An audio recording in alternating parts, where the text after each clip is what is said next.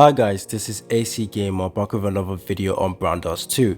So it's been roughly over a week since the game has been released. We've got some multiple updates that actually changed the game drastically from what it was from the beginning. So I wanted to make a 1 week review on this game because honestly this game surprised me. I honestly did not do any research on this game before the game was released. I didn't even know it was getting released, but one day I played it and honestly I have been having fun so far. And with the major changes that the devs have been making and showing that they are actually willing to improve the game, I am absolutely looking forward to Brown Dust 2 future, and I can't wait to see this game succeed. So in today's video we're going to be doing a quick review on the game, talking about some of the aspects I like and some of the aspects I do not like.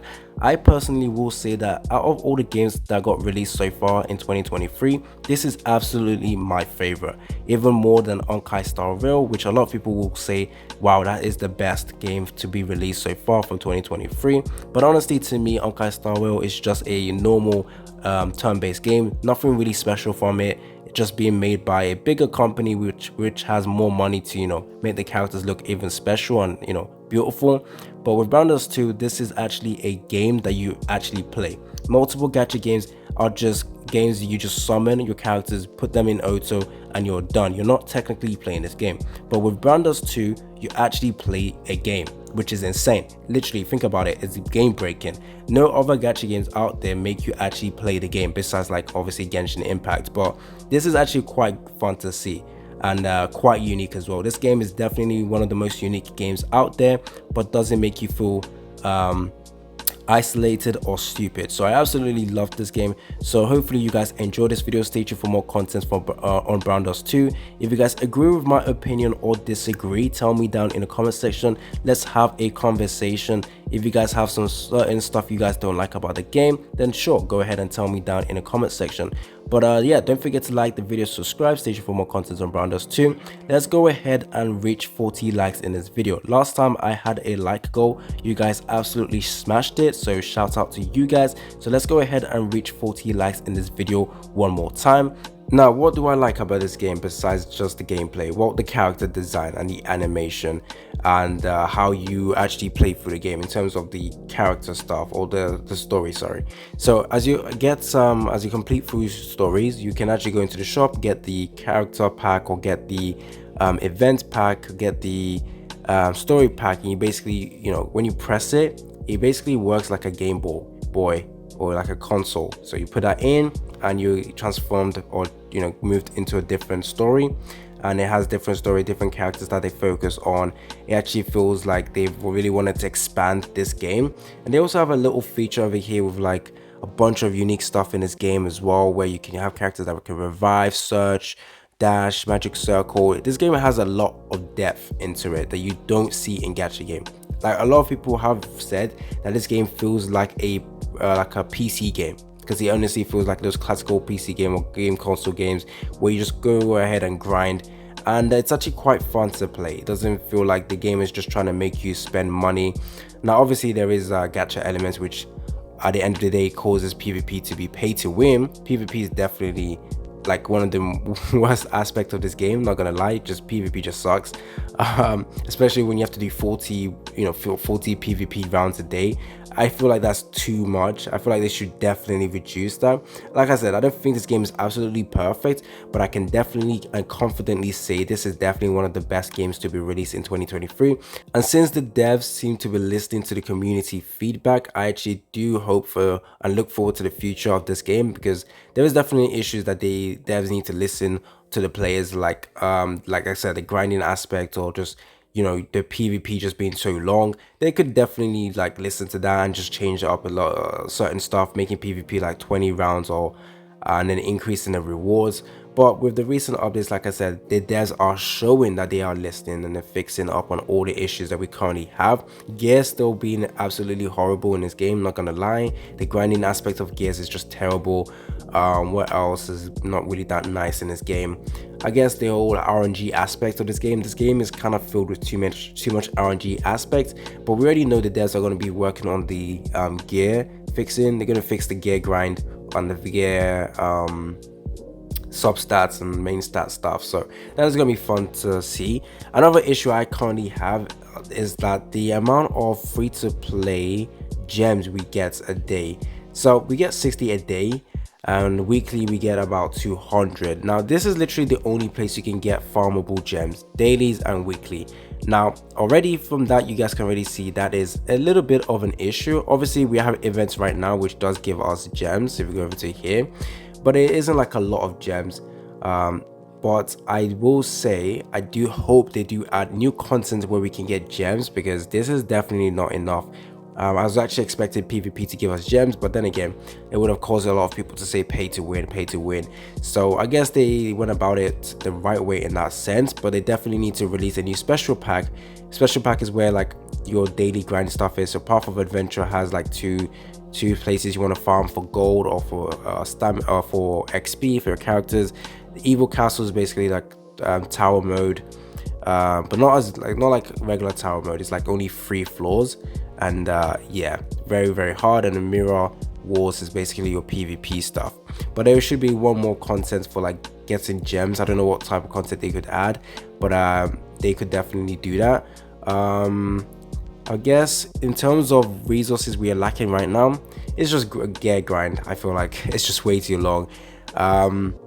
One thing I love about this game is the depth. Like I said, this ability skill, they didn't really need to have this, but this is absolutely amazing. It adds a value to the characters besides the characters just being good inside the game or being good inside the combat. So I have certain characters have, you know, unique abilities that you also need to level up, and there's like if you go into matches as well, it is important that you have like characters that are gonna work well. The game gives you a bunch of good characters as well, and once you clear certain chapters, you have the ability to recruit some of the characters you are playing with, and they are 5-star character. One of the best aspects of this game is the pub system over here, where you can recruit 5-star characters for free. Now this is just the base version of the 5-star character, but this is absolutely amazing. Like I said, it makes this game not feel too crappy, I guess. But yeah, as you can see, there's 5-star characters. All you really need is the tickets, and then you will be able to, you know, get a 5-star character. And yeah, if you take a look at my current box, this is the amount of 5-star characters. Actually no, if I do this, go to, there we go, you can see all the 5-star characters I have. I do have a lot. Now one thing about this game that's quite unique is that characters have different costumes, and that different costumes is what you're really summoning for. So as you can see, different costumes, blah blah blah, there we go. So essentially you have like the base version, but the costumes is what you're summoning. The game gives you a chance to get the base versions using the scrolls in the future. I do hope they add the costumes as well into the pubs as well. But yeah, so as you can see, I have a bunch of characters with the costumes over here. The gacha aspect of the game, what would I rate the gacha aspect? Well, I'm not gonna lie. Oh, okay. The characters look beautiful as well. I forgot to say that. The character animation is beautiful. The ultimate or the skill animation is absolutely insane as well. This game definitely knows how to attract people towards it. The gacha aspect, I feel like the rates can sometimes just screw you up. Now, the pity is 200.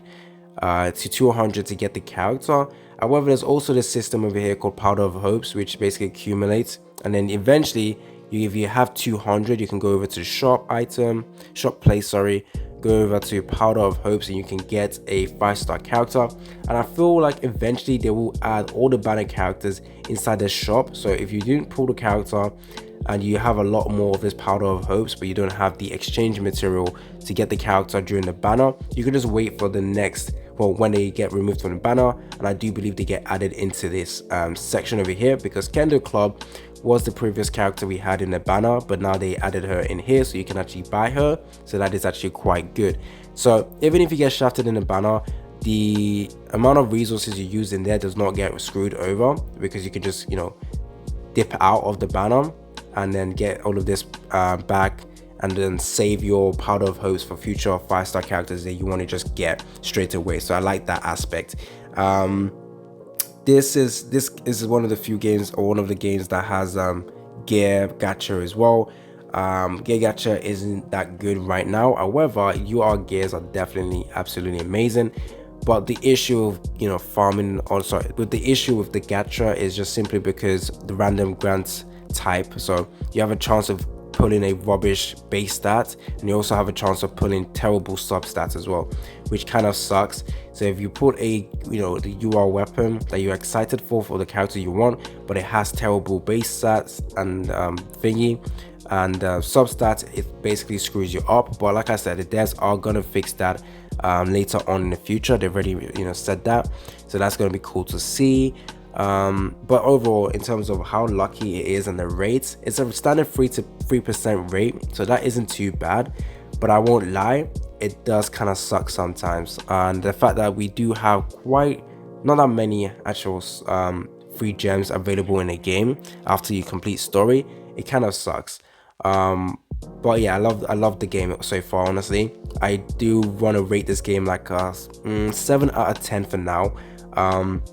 In terms of gameplay and the entire world aspect of this game, it's a 9 out of 10. Honestly, 9 out of 10. In terms of combat, 9 out of 10 as well. In terms of gacha and the amount of free-to-play gems, it's a 3 out of 10 for now. I do feel like in the future they're definitely going to optimize that, because the devs are currently showing that they are listening. But it also asks or begs the question, why did they release a game that was just terrible? I mean, it was just, when they released it, there were so many issues and a lot of things that people were bringing up, and they decided to fix it like a couple of weeks after. But still, they should have just test that out the game. So maybe they planned it strategically to be like, what, we'll release this game this way, we'll see what the players say, and if they hate it, we'll change it. Well, and that's just me speculating. But this game, not 10 out of 10, sorry, this game is a solid 7 out of 10 for now. I don't think I'm going to quit this game anytime soon unless the devs decide to screw it up. I'm waiting to see if they do collaborations as well, because Brave 9, a previous game from the same devs, also released collaborations, so it would be exciting to see collaborations inside this game as well. But yeah, hopefully they can actually improve on some of the elements I spoke about in today's video. But honestly, this game is one of my favorite games to be released in 2023. So that's what I wanted to talk about in today's video. If you disagree or agree, tell me down in the comment section. Don't forget to like and subscribe. It's been your boy AC Gamer, and I'm out.